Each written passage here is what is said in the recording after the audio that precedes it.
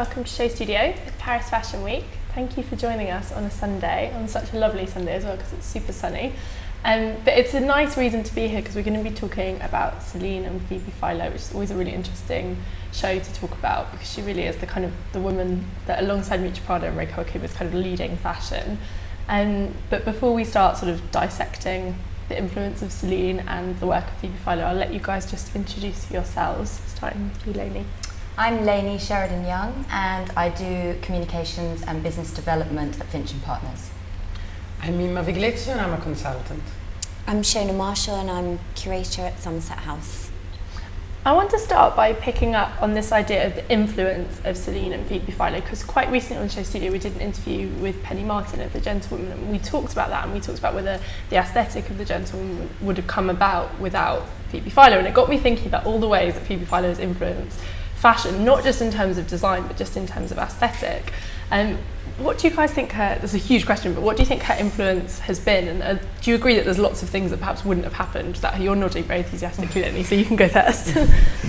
Yeah, I mean definitely, you see it right down to the high street, that, you know, this whole sort of not over-sexualising women and a kind of freedom to be, and I think it's very sexy. I think Coco Chanel did it many, many years ago, and I think Phoebe Philo is doing that again, is bringing back the trouser, although I'm looking at those tiny things, there's quite a lot of skirt, but a feeling of that kind of boy-girl, but it's still very feminine, and I think it's today's femininity, if that makes sense. Yeah, that's interesting. So do we agree that she's had a kind of big impact on the way that women perceive kind of what is attractive?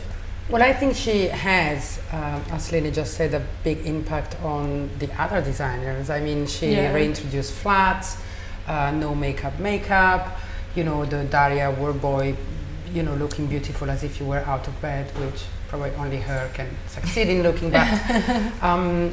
I think she is probably one of the biggest influence with the, you know, chic streetwear of Hedi Slimane and Nicolas Ghesquière. And then her and Miuccia are influencing every other designer. Yeah. And it's not, as you said, not only in the actual design, it's in the way of dressing. I think it's the sensibility, in the way of, you know, she completely does it. And I love the fact that women are now becoming so important in women's wear because they know what, you know, it's comfortable and yet sexy and yet beautiful and chic and whatever on a woman. Yeah. What's your take on it, Shonagh? Well, I did some looking into the history of Celine because no one ever talks about it. No, they don't. So it was started, I'll do a little history, that's 1945 by a woman called Celine, and it started as a luxury children's shoewear brand. Exactly. Yeah. And then it branched out to women's accessories, and it very much stayed within that luxury positioning. And she was at the helm till 97 when Michael Kors took over. So actually, it's a really, really big heritage brand. And her sensibility was, you know, looking at that sportswear for women, but making it functional. That it's very rooted in La Parisienne, that idea of this French woman that can pull off things that potentially others can't, but it's really aspirational as in a full image and a way of living your life, you know, it's a lifestyle thing. And I think it you know, to look at Phoebe Philo and to say that she's very modern in the way that she's created that. But I don't know, but I think she must have looked back or taken certainly those major threads of what Celine was. And for her being a woman and it being started by a woman, I think the Michael Kors period of time was potentially, I mean, I'm talking out of turn, but you know, the bags, it's always been about the bags and the accessories. But now it seems to be something that we all aspire to, especially the working women, which was how it was started. So I think it's really interesting to look at what she's done with it and what a perfect fit. Yeah. Well, I'm giving you a little bit of history here, but more recent, because when Michael Kors was at Celine, I was working for a big PR firm in Milan, and we got the Celine budget.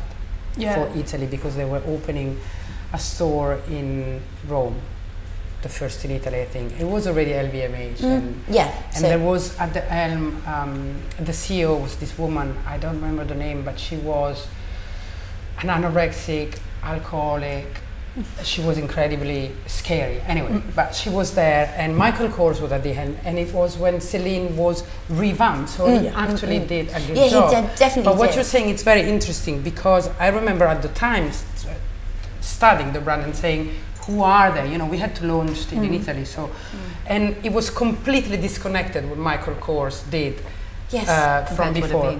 And Phoebe Philo in an interview recently said, I was very lucky to get this brand because it was a white canvas. So she completely ignored what happened before, because for some reason, probably what she noticed is that it was born in a way, and then Michael Kors took it to a completely different direction, quite and successfully. The other 2 designers then there were 2 designers yeah. in between that didn't work, and we don't even mention them. And now she restarted completely.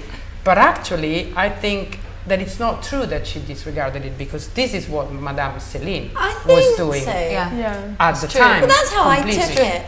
And but I also think there is an awful long time between 1945 and children's shoes and 1997. So potentially she did that, you know, in an overview of history, and this is a very sweeping one, you take the initial ideas, which she took from the 50s and 60s, and that really worked. And then was still there in 97, so when LVMH brought it and engaged Michael Kors, then it did go on this, you know, I remember, you know, when I was, you know, around 18, Celine for me was very much like, it wasn't my thing. When I was a fashion editor, we'd have to, because they were advertisers, but we didn't want to. It was already LVMH or before? Yes, it was already LVMH. It was Michael Kors. It didn't work. It was in the interim between the Michael. Pretty It well. did. We used it. We'd integrate it, but it wasn't one we were excited about. It wasn't one that we had to we had to use it, and we'd find something to use. There'd always be something that was good and would fit in the shoot, but it wasn't the one where you were like, that was your favourite piece in the shoot. And now we all want to be very rich to buy Celine only. But you're so right, So because good. my grandmother used to wear it, and she was a German ice hockey player, and she used to wear Celine back in the... So she had that kind of boy girl, Ice very hockey beautiful, player. but was an ice hockey player, so She she was would've very brought a brave. picture. And so it's obviously the same type of woman, but that would have been in the 50s. You have to send us a picture. We want I to don't see think I you have running one. in Celine, yeah. I Playing think ice it's a hockey really and good Celine. point though. It's really interesting because also just to tie it back to Phoebe Philo, I think it is worth mentioning this hasn't always been her aesthetic. I know you can find parallels between all of her work, and obviously there's a clear career progression with her. But if you think about what she was doing at Chloe, I think that was a very different sensibility. And I think it's really, I think there is a thread. Well, you know, I was going to say that when she was at Chloe, and she was under Stella, so it was Stella direction. And I think their aesthetic in some ways very different, but can be compared. First of all, they're women, but I remember when Stella and Phoebe were at Chloe, the best thing were the trousers. This, you know, they were fitting down on your hip and a little bit slouchy. I like that kind of trousers. And I still call them the Stella, Phoebe, probably Phoebe Philo kind of trousers. And they were at Chloe. And when then she took over, they became really the Chloe look. And then she left, and we stopped buying Chloe. So, you know, she has a precise style that she brings with her. And she's very evolved as an individual. I mean, she was probably a single girl. She had a gold tooth then. She was like a little hipster out being single and having fun. Now she's a mum. So it's, you know, she's a working mum, and it's much more. But it's interesting, this notion of her going into Celine and actually kind of thinking, okay, what can I get from this brand? What you know, what is it? I think that's what I found interesting about what you were saying, Shonagh, and how, you know, I think about those floaty Chloe dresses that she did, you know, that iconic green dress with the straps that, you know, everyone wanted, and that feels so different to Celine now, and I love that progression that she has done, because I think, you know, her aesthetic is so clear and has been so influential, and in a brilliant way is so ubiquitous now, but it makes you forget that as you said, the bananas the kind of experimenting. Do we have any kind of favourite Phoebe Philo moments pre-Celine? Was it the banana? The bananas, the green dress, the one that Kylie wore famously. Yeah, beautiful dress. I don't remember the bananas. I know I shouldn't say this. Bananas. What's the bananas? They did. There was a green with the bananas, the little t-shirts, and the little bikini pants with it. Was Chloe. It was in the campaign, and it was influenced by Bay Garnett, who did a shoot in British Vogue, which had a banana top that she'd bought for like $5 from a thrift store. I don't remember it. Sorry. And then they borrowed the top, and then did this big collection with bananas. It's a very good collection. Can I ask a question? Sorry, passing in. But I think that you might be able to answer it obviously way better than me in the way that you're positioned in the industry. I've been thinking a lot about, you know, for example, McQueen at Givenchy, Galliano at Dior. They all have their own lines, which are really important to them. And this is, you know, this is really rooted in my like 90s history, you know, my research. But with someone like Phoebe Philo, who's always been attached with another brand, how do you think her position as creative director differs from someone who has got their own? She never wanted to be a front person, though. That's part of her fame issue, I believe. You know, I think that there is, well, we all know there's very much a place for the person who isn't. I mean, she's now become the name because she's brilliant. But she always says she's uncomfortable with press. She's not into being that one that's, you know, she's kind of, it's happened. It's happened, and she's more than anyone. Yeah, but yet, very smartly, I think this is her brand. In totally people's mind, she manages to make it into her brand, which she did at Chloe as well. Yeah. Like Tom Ford did with Gucci, you know. I mean, these people are so strong.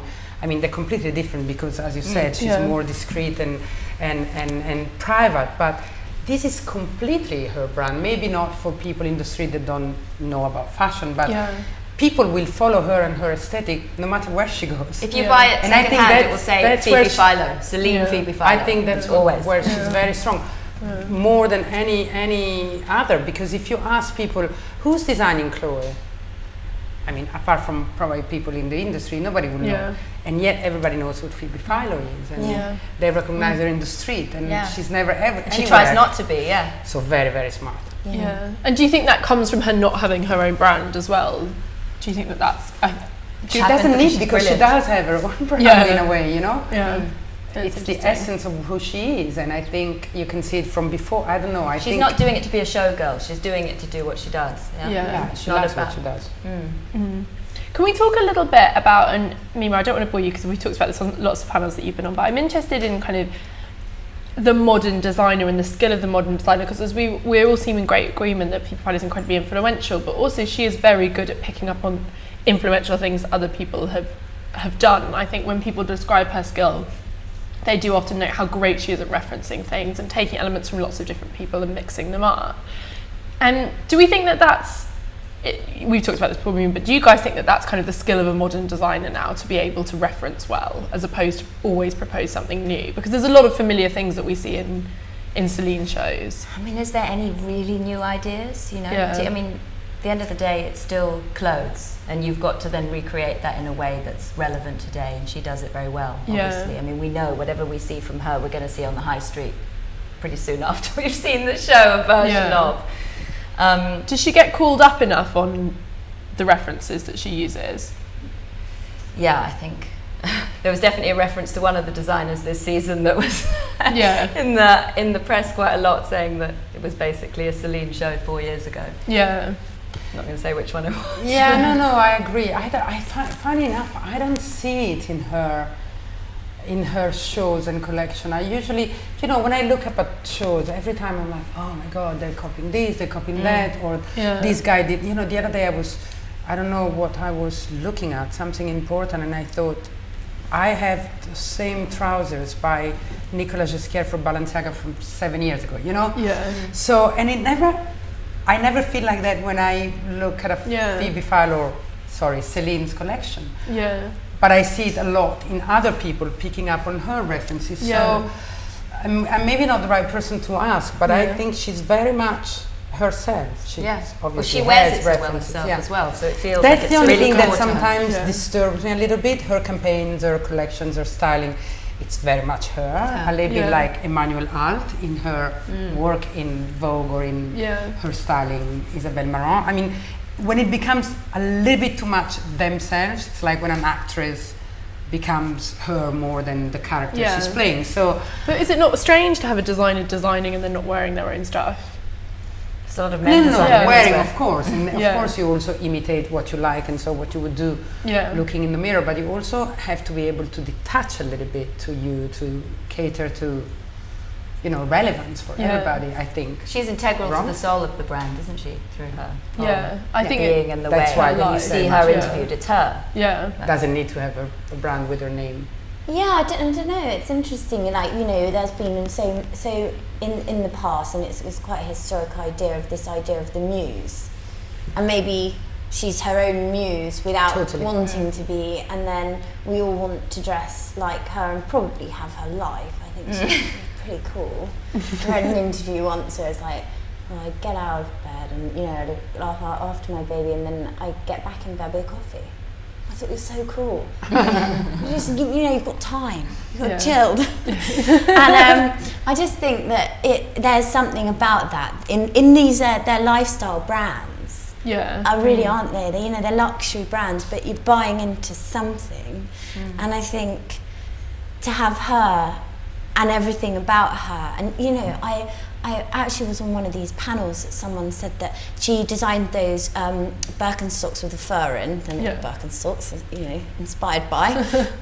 But because she was pregnant, she wanted to be comfy.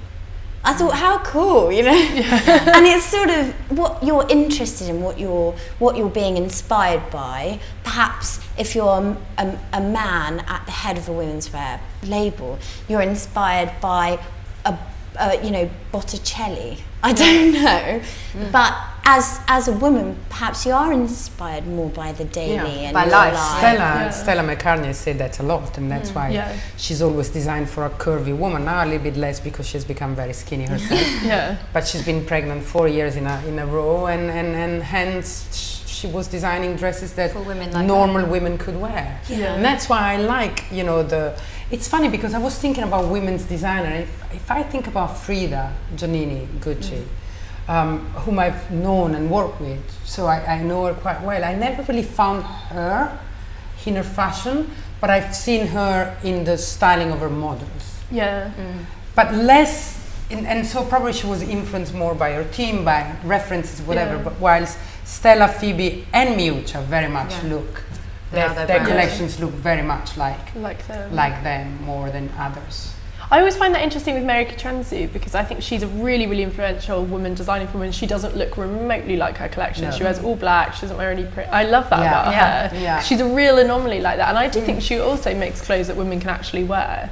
You know, she has a hugely diverse shopper. It's really interesting that, isn't it? Because she's also much younger and she's been around for less. So that's why probably it doesn't come to mind immediately. And we still have to see how she's going to evolve, but it's quite true. I've seen her probably 3-4 times, never with print. It's quite interesting because Roxanda, you know, she wears the. She's very much she lives the brand. It's interesting. I always want to ask Mary about that, and I never have. Maybe I shall. Or Carolina Herrera, she looks exactly like her brand, you know, like it or not. So it's true. It's quite interesting. We never discussed this. No.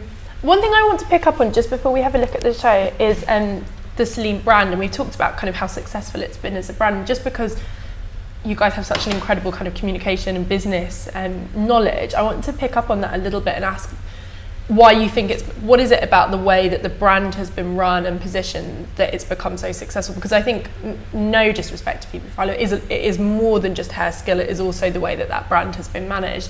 Is it the fact that there's such a veneer of kind of exclusivity around it? What is it about Celine that's kind of made it so profitable? I mean, they've changed the logo a lot. So when you're looking at the brand, that's quite strange, isn't it? To have to, you know, change the logo various times in the life cycle of a brand. I think there's the sporty element, which, you know, that I think that's the one core bit that's kind of stayed there. Because even hiring Michael Kors, who was a man, and obviously it didn't automatically have a female thing, there was the sporty element to it. So and do you think that kind of probably was a bit ahead of its time? Yeah. I think so. I mean, some of the things I was reading, they were saying they were ahead of the time with her aesthetic. I think as a marketeer, I think apart from the fact that I give her credit with the product, because of course, that wing bag that I couldn't possibly have, even if I think it's beautiful because it's everyone too, But I mean, she was the first one, and now everybody's doing it. But so I think there is a lot with the product, but also I think that I don't know exactly who behind did it, but there's this incredible consistency in the image. There's not a single mistake. Nothing goes out of the framework she designed of where, you know, the publicity or the advertising or whatever of her brand goes. It's very consistent with the style of the product, the style of the styling, the attitude, the lifestyle. And I think that even if people don't realize it because it's not their job, it pays back, because when brand they scatter around, the one season this and then they change their mind and then they advertise in a way, but the collection doesn't look like that. People, without knowing why, they feel it, and they while that's so perfectly consistent and coherent, that I think that's what also helped it. And then you can decide you belong or not, but if you belong, you're hooked forever. Yeah. And do you think that that also ties into the way that they don't speak? You know, there's a lot of noise out there, and I think Celine has always kind of sat slightly above that. They're not, you know, Instagramming the hell out of everything, or there's not loads of interviews with Phoebe Philo. Do you think also, is that she quite precious now? I mean, I think that's part of the deal, she isn't doesn't it? want to, that's her not wanting to do it. Yeah. So does that come back to her, or do you think that's become a bit of a deliberate strategy now? Because it seems like there's nothing more aspirational than being like... Of course. Yeah. It's totally deliberate. But you couldn't do it with everybody. No. But it's interesting to kind of equate that to what Christopher Kane has done, and I feel like that's becoming a bit of a model now. If you want to be a really successful fashion brand, you almost try and remove yourself from the conversation really early on and become very exclusive. People become more interested, and then you do one That's what Nicola did at Balenciaga. I mean, exactly. They had a show for 180 people. He was nowhere to appear. They didn't give him press. Like some people, they get a job and they get like 8 stories in the first 6 months. Hey guy, maybe you won't succeed. Why do you want that much press? So, and these people did it exactly opposite, and it pays back. Yeah. Do you advise that to people now when you're working with different clients? It depends on what the brand is. I mean, obviously you're doing Phoebe Philo, it's a totally different deal, isn't it? Because people are interested. You know, when you're dealing with smaller brands, and I think communications has changed anyway, and people, it's harder to get stories on small brands nowadays. It's harder right across the board getting them into the stores, because people are much more cautious, and hence that runs through the magazines as well. And they want to work with the advertiser, and they always have wanted to work with the advertiser, but there was more of an opening. So I think with smaller brands, you take the press when you can get it, providing it's the right publication. So obviously you have a strategy to where you want it to be. But I think with Phoebe, it's very different. You know, she can pick and choose and do that one amazing article a year. Whereas, you know, and she's going to get the placements anyway. Yeah. Do you think she has influenced, you said communication has changed a lot. Do you think she has also influenced communication? Do you look quite closely at kind of what she's putting out, what she's doing? I don't know if she's influenced communications. I think that's, and I don't think she'd want to think she's done that, but I think for her it works, because when you do see her, then she epitomizes the brand. She looks amazing. You know, she speaks well about what she's speaking about, even if she's a bit nervous, and that even makes her more of a woman. I think that appeals to us as well, that she's not being trained to the nines to be, you know, kind amazing, of snappy and be snappy, and got a PR behind her telling her how to do it. Yeah. Even if she does have, but it doesn't appear that way, so it becomes even more authentic. So I think it really depends on who you're dealing with. Yeah. You know, I think some people you don't want to put in front of the press at all. Some people, great, you know. Yeah. Shonagh, I want to ask, because I'm actually really ignorant about this. Has there ever been a big Celine exhibition? Why not? Not to my knowledge. No, I don't think so. You should do one. It'd be fantastic. But what's Celine? I mean, the origins, Michael. Yeah, you'd have to do. I was just thinking though, because I always think about exhibitions at all times. It would be more interesting to do Phoebe Philo in an overall way. Yeah. So she did that, and then she did that, and I don't think many people approach. Well, you get these big monograph exhibitions, which are what they are. But I don't think you've ever approached it in a way as like the designer who has moved around to different houses. I can't think of anyone who's had that type of trajectory that therefore would be interesting in exhibition form to show their progression without the attachment of a brand. Yeah. So, you know, if you look at someone like Carl. He'd be really good. He's probably the one who did no one's done that either. So we could. But also Marc Jacobs. Yeah, it was 80. You know, he has he's got that. Started with Chloe. Yeah, I just can't think of any exhibitions that have ever approached it in that way. Yeah, they approach it as a Chanel. Yeah, thing, but not they as do, and I think that's quite interesting. But I guess Carl is one, and Marc Jacobs another. But they're all coming to this sort of point. Carl is separate in that conversation because he's did his brand and Vuitton, so did Lee McQueen, so did Stella McCartney. They all have their own brands. While she had two important brands and never hers, so that's a bit different. Exactly. So I mean, I think thinking about it like that, In terms of a Celine exhibition, proper monograph, maybe. Yeah. Don't know. Be more interesting to do if you not doing it as your own. Yeah, not doing it as your own brand and having all the stress of the investment. I have a feeling it wouldn't be that interesting. I don't know if it would. The strength of this brand is that it's quite normal, actually, yet very good. So you're not talking about Dior Couture, are you? It's not Galliano, it's not Dries Van Noten, it's not, it's not, I don't know, maybe I'm wrong, but I wouldn't go. Maybe you don't know what's lurking away in that archive. Yeah, I think you've got this sort of heritage, you're not quite sure what the heritage is. Yeah. There's not much when you look online on Celine as a brand historically. No. There's very little about it, isn't there? I mean, there's not much talk about the. It was one of the first brands that was bought by a big group to be revamped and it was before Balmain, before now of course they don't come to mind, but all of those, Carvin and they invested a long time before they actually bought the brand, didn't they? Yeah. So did they? Yeah, a few years, like about 8 years before. They invested? Yeah.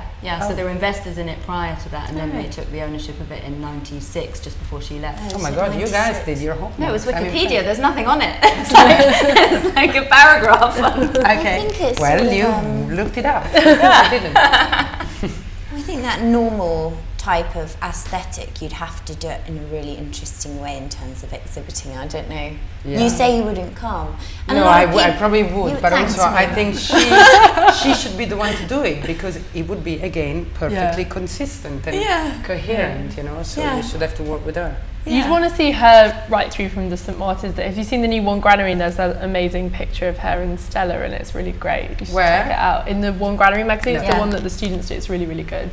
But imagine an exhibition, about her right through from St. Martin's through the Chloe years. The whole celebrity attachment, which I know you'll both hate, but I mean that's interesting in terms of where we've seen the referencing for it. Yeah.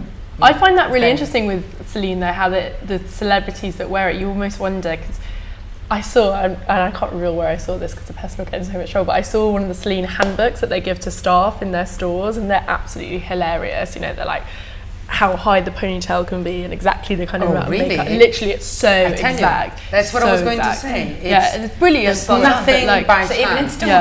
But for celebrity stylists who want to sort of change the image of a tacky, I want to say LA celebrity, LA celebrity, Celine's the first port of call. Let's tidy up this. Well, I wish they went there, do they? Well, they try.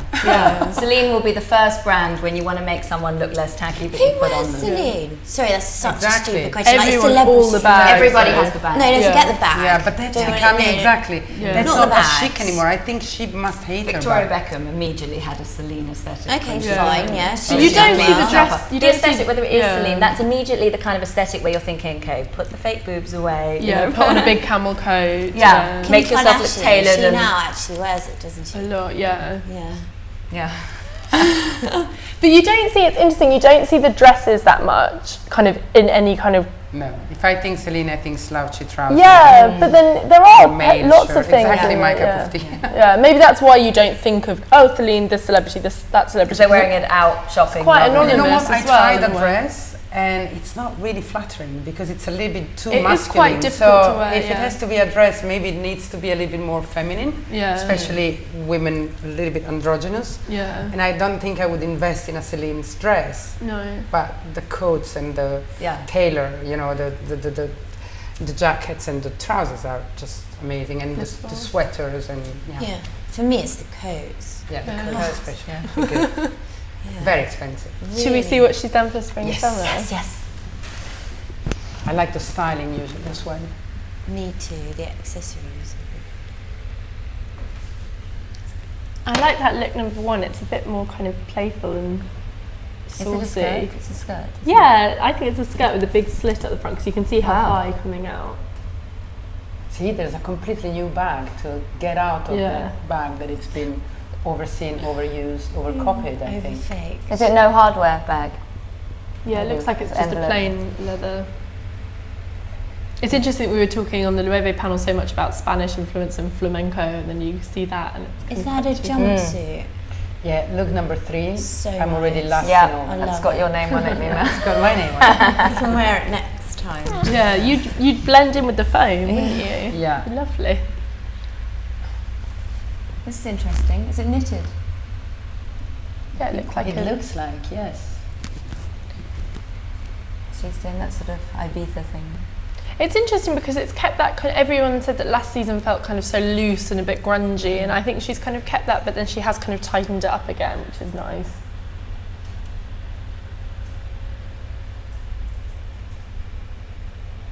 If I had seen look number 8 or look number 1 without knowing where I am, I wouldn't have said Celine immediately. No, I wouldn't. So that's weird, because usually it's very recognizable in a certain way. Mm.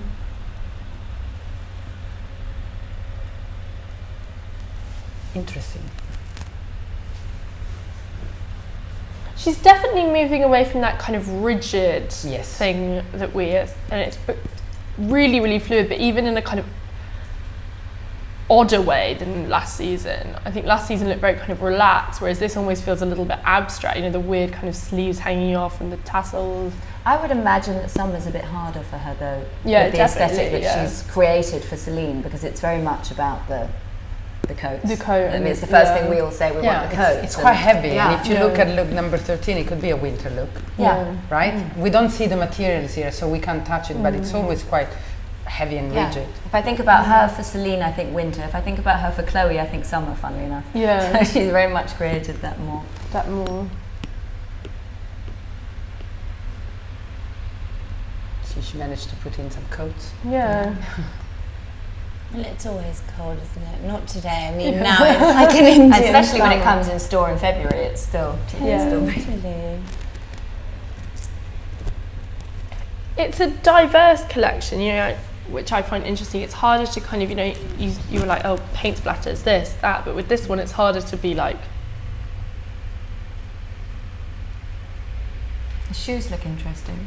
Well, it feels they very flat? Can you see? artisan. It's interesting that, given what we were talking about again with JW Anderson at Loewe, but this notion of kind of handmade and handcraft, which last season felt very much about, this does as well. Yeah, on that one. It's very Yeah, like the 18, but Loewe. even the first one, this notion of kind of like weaving or fraying, you know, doing things with your hands, which I think is really opposite to kind of what we think about a lot of the time when you think Celine, where there is almost this sense of it being quite man-made, you know, very kind of almost futuristically stiff and minimal. It doesn't feel very warm, whereas this feels more warm, like touched by hand.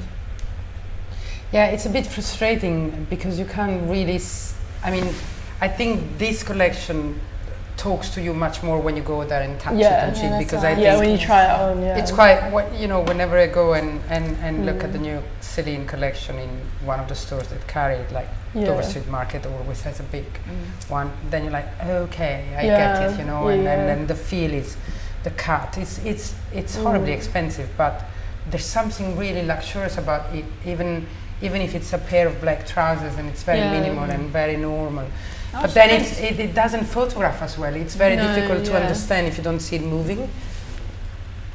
I think that navy is really, really beautiful. Yeah, looks beautiful. But also it's the kind of thing that you'd wear for work and you'd feel brilliant. You'd feel great. You'd feel you could talk to people and they would listen. I think there's that as well. Very true. Even though you can, you know, it's your perfect weekend look, and you know you could just shop there. Really. Interesting she's put that print in. I wouldn't have put that as a Celine Phoebe Philo print. No, that is... Is it poppy? Yeah, it's I poppies, love it. cheerful little flowers. It's interesting actually that you mentioned that work thing, Shonagh, because we talked about this obviously with the new Jill Sander, and how there's not actually that many...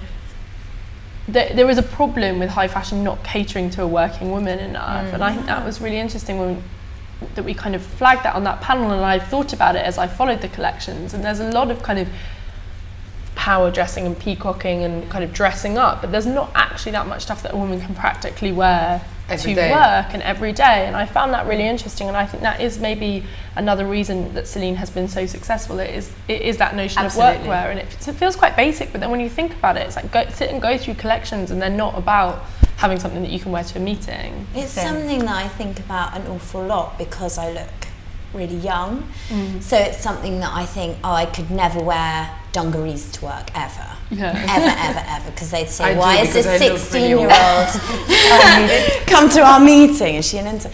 And it's sort of like, I think about it an awful lot in terms of developing a sense of style that I didn't have before. I didn't know what I would want to wear. Yeah. So when I see things now, I think about them in a different way.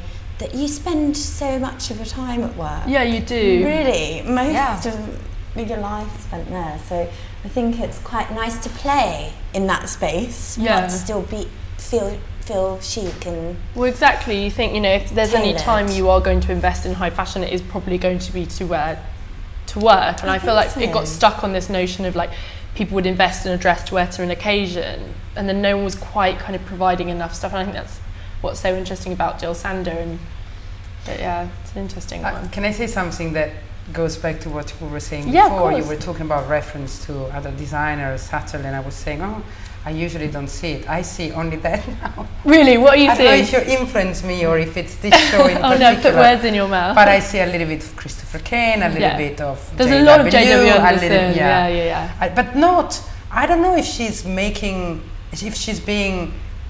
I've always seen having fun, not making fun of it, but having fun with it, or. But the last season felt very JW Anderson. You know, these knitted flares with the tunics. That was like a JW menswear look from like 4 years before. I think. And now saying about those, I could not wear them. You know, they have them in Zara. I tried them on. Did you? Oh my god, it was horrendous. I had to get them straight off. So it's not always easy. Yeah, we're not all her. The bag here looks a little bit like a hot water bottle. Yeah, I think that's probably the point. It looks like that weird lump thing we have around there. Weird. I'll show you after. What is that thing that we have around there? The weird bag? Yeah. It's a weird bag. Yeah, it looks like the Celine bag. Look at us. But that's preempted. Celine Spring Summer. Yeah, you should. That white dress is really beautiful. Yeah, the white dress is really beautiful. I mean, both of them. Yeah, lovely. But it's weird. It's the least Celine show I've seen in a long time. I do think there's a big follow-on from last season, though. Yeah, that notion of like outdoorsy, it's rural, not urban. Yeah, but then suddenly it goes Sudden Prince somewhere else. This dress as well. But then maybe I just think it's that notion of being on holiday and being relaxed and being kind of out of the city, and I think that feels quite. For ages, it felt very luxurious and to be kind of, you know, this strong working woman, whereas now I think this notion of downtime feels a lot more. It's not as working woman as no, not remotely. Those shoes. I think that's very cool. I like the shoes a lot. They look comfortable. Chilean. Yeah. A little bit, yes. Yeah. They're great, aren't they? They are very sort cool. of thing you That bag is really weird, but yeah, the thing that makes me think the most is that she, and rightly enough, needed to get out of that bag that has become so ubiquitous. Well, it's interesting she's done something so circular. There couldn't be anything more different than that. And I bet there's loads of different ways you can hold it. You can hold it like a big kind of paddle and... Yeah. I sort of like it. It looks a little bit like a water bottle, but I absolutely love it, in crocodile especially. I'm quite a fan of a novelty bag, so I think that's a really good shape. Yeah. Quite a fan of what? A novelty bag. I like novelty bags. I like a bag you can hug as well, because then it becomes like a friend, and that seems like that. Why are you laughing at me? That's fine. How rude. I do, that's why I use a clutch bag every day, because if you're like lonely on the tube home, you can have a little snuggle. Well, you're very lucky that a bag is enough to make you feel less lonely. You're like walking through the city. And the industry loves you because like so you will loser. consume a lot of bags. No, that bag is going to be my next bag. I really I like love the burgundy one. It looks like no other, and that's what I love, you know? Yeah, it feels very... I wonder how practical This it coat's is. beautiful, the blue one. Is it the belt? Is it jewel? There's almost a like a paddle, I pendant. think. Yeah, it's a pendant. It looks like a cow horn. Yeah. I love And it. here it looks like a paddle on 16. You never think of her work as being kind of rustic at all, and this definitely feels a little bit rustic. It looks like some of those objects are found. A bit unfinished. Yeah. Which is interesting what we're saying about Chloe, because you felt that a bit there, this notion of kind of like vintage pieces mixed in. I think she's really got rid of that. Celine, it was all new, and then this feels a bit more like going back to that, you know, a print that could be a heritage print, little objects on the pieces that look old. It's interesting. There's always some discreet chic in what she does, and my favorite thing about Phoebe style is that it's never sexy in the real, I mean not the real, in the way of the word is usually conceived. I always hated the Hervé Léger sexiness. I think sexy, shouted sexy is all but sexy. And I think this chic is so much sexier. And that's always come with what she does. Well, I think this season feels very Japanese as well. You know, we saw it with the belting. You know, I think that's also reminding us a lot of JW. The kimono style. The kimono style, exactly, the folding, and I think that's quite interesting. The 70s print is interesting. I couldn't see that from further away. I see a lot of Christopher Kane in all of that. You know, the round, the cuts off, the mix of prints, but then not at all in 25. Yeah, that's a different. Those shoes are really cool. Yeah, they're really cool. I love them too. But they're quite ugly. Yeah. Let's be honest. It appeals to the comfort. Yeah. And I think that's what she does as well. You know, you've just done your They big look like those thing on little ugly. socks you put into shoes that hurt you and you can't. Yeah, exactly. No, they look like those little awful thing. Yeah, they do actually. They look exactly like that. But also with that big thing that you pull on, that sort of sportswear. Yeah, it's like, you know, those Trainery. Dior shoes with the trainers that everyone keeps talking about, like the weird trainers that have the seam, they don't have any lace and there's the flowers on them. In about a day at Dover Street. Yeah, and they are so ugly, but...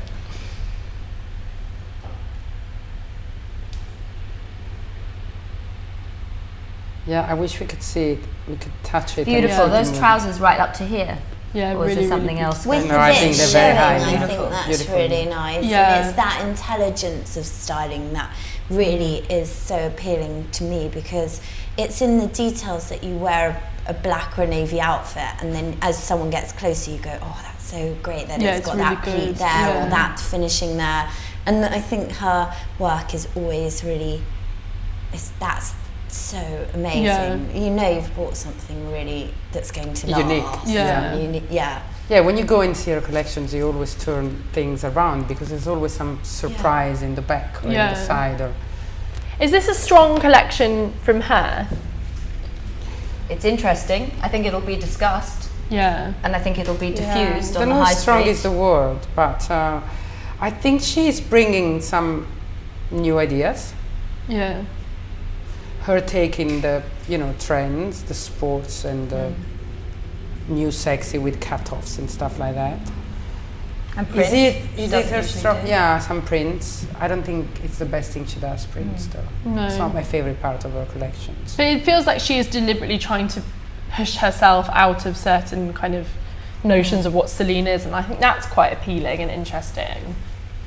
Do we think Kim Kardashian's going to be wearing it? Apparently Kanye's in the front row. Yeah, maybe she'll wear the... I think she'd look quite cool in the print. I like the print dress. That's one of my favourite pieces. The red and black, yeah, the poppies. because it just feels so different. And I imagine this, you said Kate Bush was the soundtrack, and I do think it would be pretty cool with the Kate Bush soundtrack. I love, for me, the best she does is like 37, you know, like the big trousers with the spectacular top, with, as you said, you know, with a little detail that makes it so different and unique. And I think that for me is Celine today. But I think it's interesting how she's really contrasting really straight graphic lines with circular lines. Like you're seeing that on 36, like the bottom of the bag with that kind of circular shape, and then a really straight It's line. beautiful when you see it. Consistency. Yeah, but it's beautiful. That's really interesting because you do associate Celine with that mixture of curves, you know, like an oversized curved camel sleeve on a coat, but then that really graphic bag, and it's almost like she's playing that with that and putting the straight lines where there would be curved ones and vice versa. But and the half up, half down hair is really almost childlike, which is quite, I don't know. She always does that sort of low ponytail with a little ribbon in it. Yeah. And then you know, it's something that anybody could kind of play around with. Yeah. I really like her for that reason. And the makeup's nothing, and it's except if there's Guido Palau putting your hair in a ponytail, it looks better. Yeah, it looks better than you do. It will. And maybe some cut. What were you saying about the English Mascara girls before we came on? Yeah, exactly. Don't brush our hair. But there is that notion of while the clothes are so... They do it so much better. It is that idea though that anyone could wear it, which I know is obviously not true because you have to have a real certain silhouette, but I think she does that very well, as you say, Shonagh, with the hair and the makeup. It makes the pieces quite inviting because you think, oh, I could look like that girl. You know, the girls aren't like glamours and they're not intimidating. But I've tried a lot of Celine's, and it's not difficult to wear. There are some designers you fall in love with, and then you go and try like, oh my God, you know, it's weird. You need to be longer, shorter, wider. That's not difficult to wear, and that's what I like about her. Then, you know, to have the lifestyle where it looks like, you know, you're out of bed and you have to be beautiful and young, because there's some more work that goes on in people normal like me. But the fit of the clothes is not that difficult, and the trousers, they fit amazingly. To, I think, most of normal bodies, of course. And do we think that the Celine woman will like things like this fluid, this print? It's a bit more romantic in a traditional sense. I mean, this is a very easy dress, number 24, isn't it? I mean, so it's not, if you don't like print, then you won't like it. But but it's not difficult. She's probably going to do it in white leather or whatever, you know. Then when you go in then and see the editing, the whole thing. But I think there's nothing shocking for a Celine woman here. You know, it's quite straightforward, and I still thinking about your question. Is it strong? There will be a lot of things copied. Those shoes, for instance. So they'll be in Zara in 3 weeks. But also there will be good, like though. her wing bag was copied by the biggest designers, you know. So not only in Zara, but that coat numbered 19. I like have that one. because the slits at the I have elbow. one by Todd Lean exactly like this, with the slice on the identical from last year. I don't think she referenced Todd, but I think there's probably the same reference from some artist in it's exactly the same coat. Really? It's really weird, where you can put your, if you put your arms out, it looks like a cape. And if you put them in, it looks like a coat, but it's like that. That's interesting. I mean, but do you think she referenced him? I don't think so. No? I mean, I don't think so, but I do like this kind of idea of put your arms through this or don't put your arm through that, and it'll look different. Like, I wonder with 18, I'd like to see the girl try and put her arms up. I can't work out if she's just kind of slotted her arms through. And they had the ones with the prints, the sort of kimono-y thing coming around there as well. That's going to be copied as well. You know, the arm belts. Which I will call them from now on. Arm belts. So do we like it? I do. Nothing I think memorable right now, but Celine usually grows in you. You know, it becomes part of what you want to be and how you want to look. So as usual, I don't think this is probably the most striking thing we've seen, especially after Gautier last night. But if we went to the showroom, we'd want to buy a lot. I absolutely love it. Should we give her a clap then? Yes. Thank you. Well done.